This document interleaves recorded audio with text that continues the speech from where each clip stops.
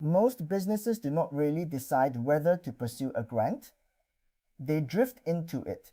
Someone mentions a scheme, a bit of interest builds, a little effort goes in, then a little more, and before anyone has consciously chosen anything, the business is committed to a project it never sat down and picked.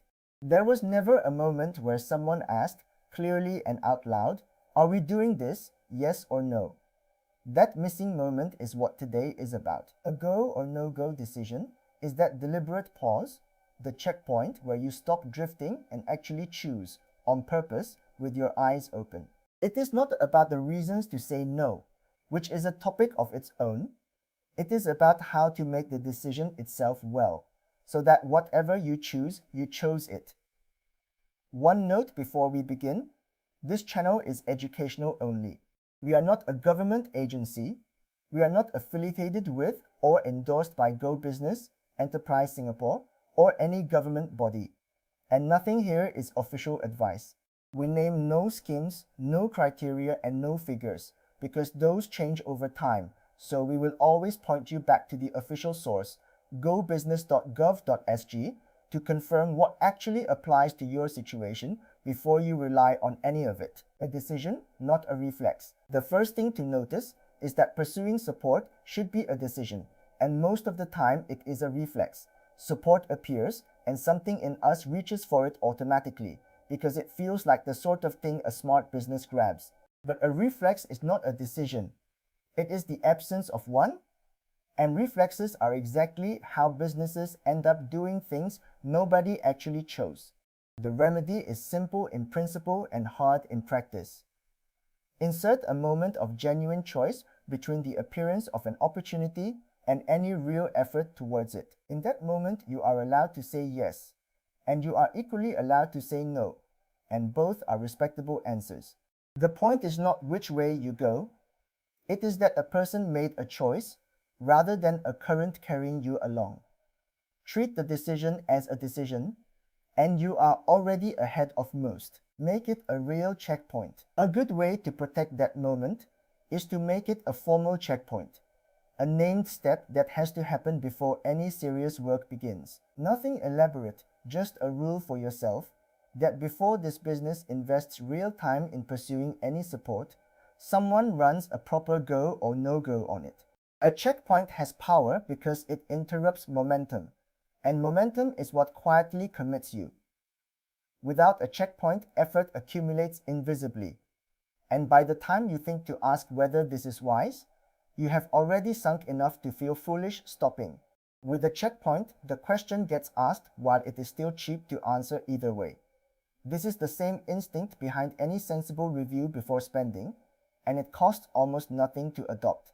The businesses that decide well are usually just the ones that made deciding a step rather than an afterthought. Decide before you fall in love. Timing is everything with this decision, and the golden rule is to make it early, before you have fallen in love with the project. There is a window at the start where you can still see the opportunity clearly. Weigh it and walk away without pain. That window closes fast, because the more you learn about a project, the more attached to it you become, and attachment quietly rewrites your judgment.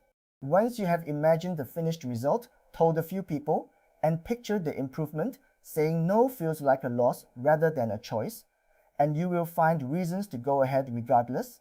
So run the decision while you are still cool, before the emotional investment builds. A decision made early is a decision made freely. A decision made late is usually just a rationalization of the drift that already happened, dressed up as a choice.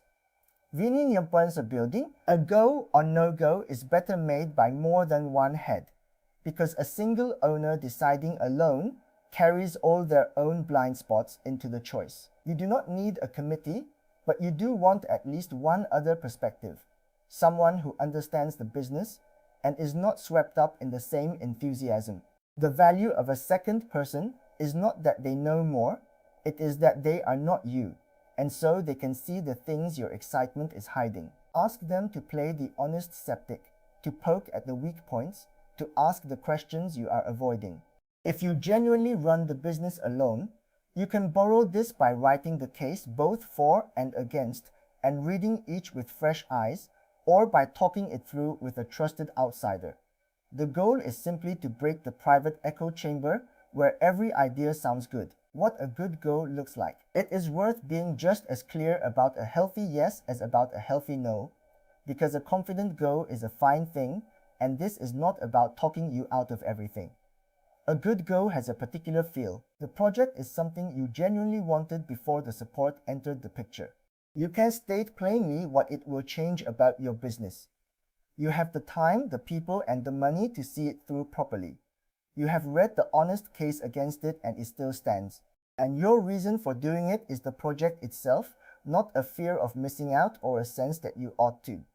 When those things are true, you should go wholeheartedly, without second guessing, because a well-made yes deserves your full commitment. The aim of a careful decision is not to always refuse. It is to be able to say yes without a nagging doubt. What a good no-go looks like? A healthy no has its own signature, and it is worth recognizing so you can trust it when it appears. A good no-go usually shows up as a persistent hesitation that will not resolve no matter how you look at it.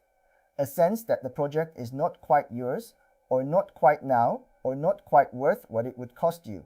It's not dramatic, it's quiet, and it's easy to override because saying no feels like passing up something free. But a no made for real reasons is not a failure. It's a business protecting its scarcest resources for the things that matter most.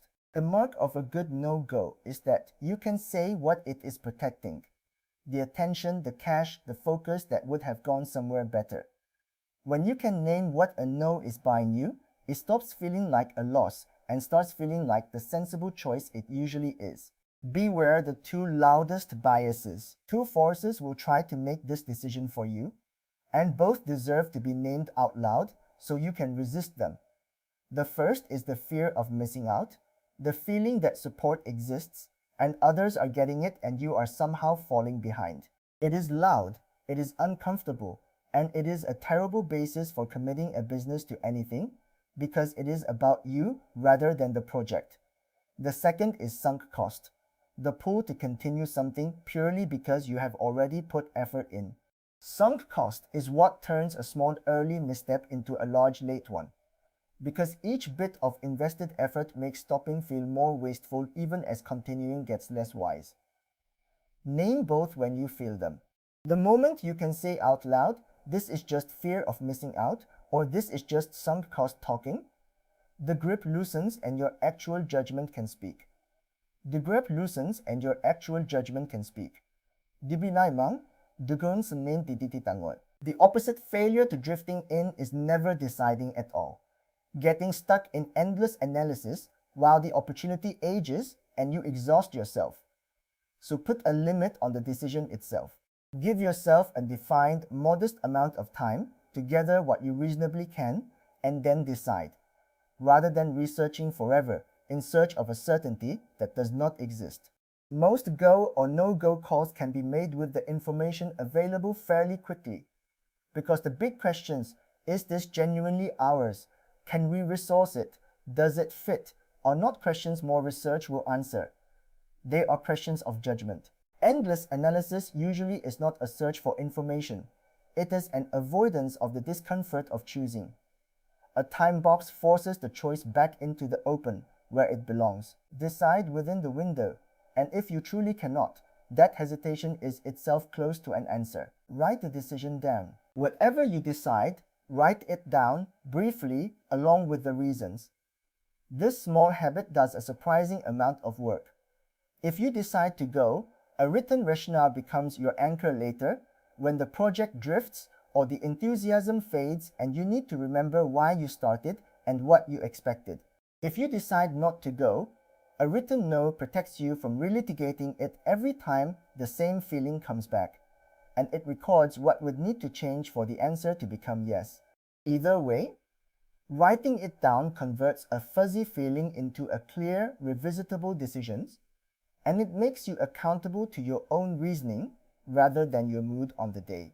A decision you can reread is a decision you can learn from, and businesses that write down their choices get better at making them. A no-go is not a no forever. It helps enormously to remember that a no-go is almost never permanent, because owners find saying no far harder than it needs to be when they think a door is closing for good. Deciding not to pursue something today is a decision about this project, at this moment, given these circumstances, and all three of those can change. Your cash position will shift, your capacity will grow, your priorities will move, and the landscape of support itself keeps changing over time. So a no is really a not now, filed away with a note about what would make it a yes, and revisited when your situation has genuinely moved. Holding this lightly is what makes a good no possible, because you are not slamming a door, you are choosing not to walk through it today. Check back at the official source periodically, and let some of your no's become yeses when the moment is actually right. Take the near yes to the source when your decision is leaning towards go. There is one more step before you fully commit, and it is to confirm the things you have been assuming against the official source. Your go or no-go rests on beliefs about what the support is, who it is for, and what it involves, and those beliefs need checking against reality, not against your memory or someone else's summary. So take a promising decision to go business.gov.sg and verify that your situation genuinely fits and that the commitment is what you think it is before the choice becomes real effort. We deliberately give you no criteria and no figures here because those are exactly the details that change, and the official portal is the only place to confirm them for you today. A go confirmed against the source is a go you can trust. A go built on assumptions is just a hopeful guess wearing the clothes of a decision. A closing thought, so here is the discipline to carry away. Pursuing support should be a decision, not a drift, so build in a real moment of choice and make it a checkpoint before any serious effort begins. Decide early, before attachment rewrites your judgment, and bring at least one other honest head into the room. Know what a good go feels like, wanted, resourced, and clear-eyed, and know what a good no feels like, a quiet hesitation protecting something that matters more. Name the two loudest biases: fear of missing out and sunk cost. Whenever they appear, put a time box around the decision so you neither drift nor stall, and write down whatever you choose. Remember that a no is rarely forever, and that a leaning yes should be confirmed on gobusiness.gov.sg before it becomes real work. Remember too that everything here is general and educational. We are not a government agency, and we are not affiliated with or endorsed by anyone, and we name no schemes because they change. If this gave you a cleaner way to decide, subscribe for more plain English Singapore Grant explainers, and we will keep helping you choose on purpose.